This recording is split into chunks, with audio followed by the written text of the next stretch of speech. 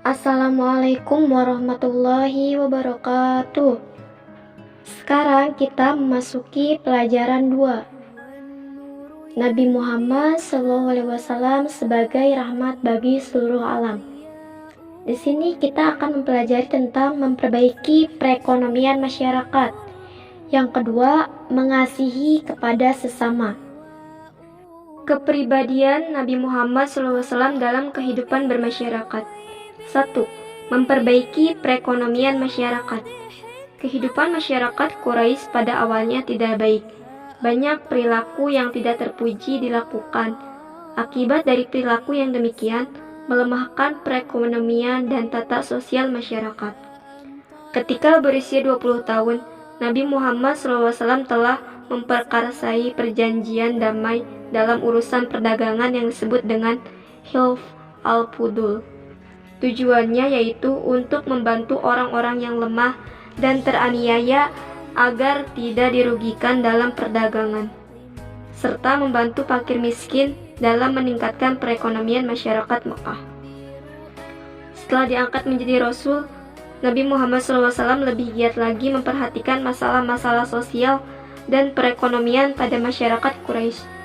Masyarakat akan tenang dan khusyuk dalam beribadah apabila keadaan masyarakat itu tertib, tenang, aman, dan damai. Rasulullah SAW mengajak masyarakat Quraisy agar meninggalkan cara hidup, adat istiadat, dan kepercayaan jahiliyah. Kemudian menggantikannya dengan ajaran baru, yaitu ajaran agama Islam. Dalam memperbaiki tata sosial masyarakat Makkah, Nabi Muhammad SAW dibantu oleh para sahabat.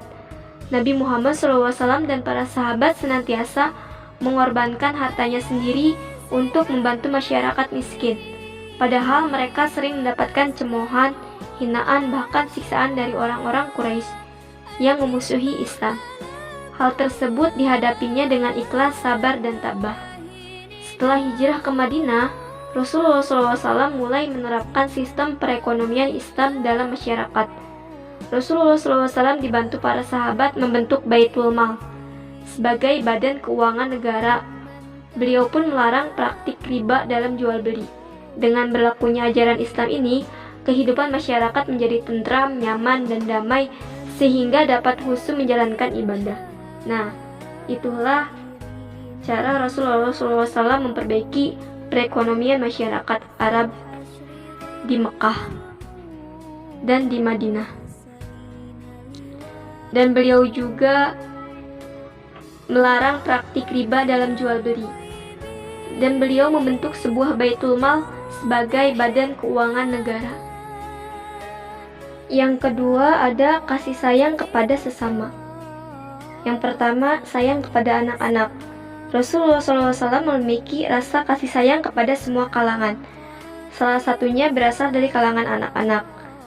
Beliau sering bersunda garau dengan anak-anak para sahabat, memangku dan menggendong mereka. Yang kedua ada sayang kepada pelayannya. Nabi Muhammad SAW mempunyai seorang pelayan bernama Anas bin Malik. Ia adalah anak yang cerdas.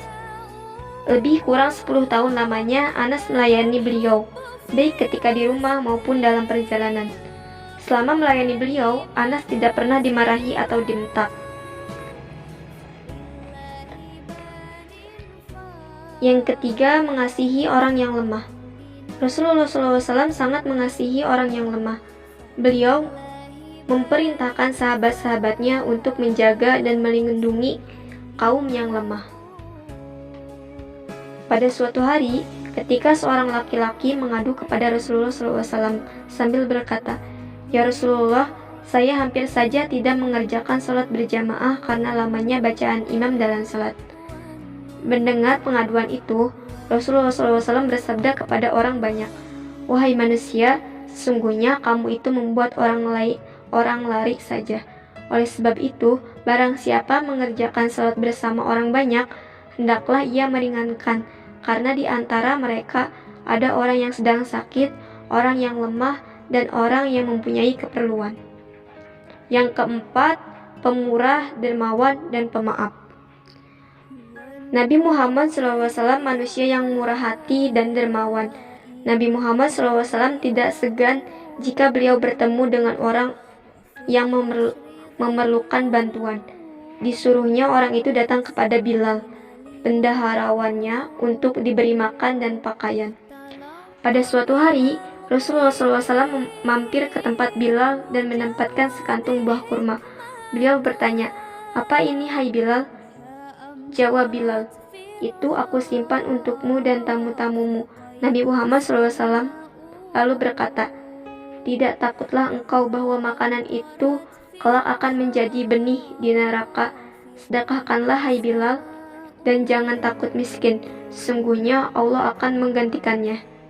Suatu ketika Rasulullah SAW memakai baju dengan selendangnya atau kain di lehernya. Tiba-tiba datang seorang suku Baduy. Orang itu mendekatinya dan langsung menarik kain beliau dengan keras hingga leher beliau memerah dan sakit. Orang Baduy itu berkata, "Hai Muhammad, perintahkanlah agar aku diberi bagian harta Allah Subhanahu wa Ta'ala yang ada padamu." Kemudian Nabi Muhammad SAW berpaling kepada orang Baduy itu dengan senyuman. Beliau kemudian memerintahkan orang Baduy itu dipenuhi permintaannya. Setelah menerima pemberian Nabi Muhammad SAW, si Baduy pergi dengan mengucapkan syukur dan terima kasih. Abdullah, sahabat Nabi Muhammad SAW, berkata, suatu hari Nabi Muhammad SAW masuk ke masjid. Beliau lalu duduk bersama orang-orang miskin.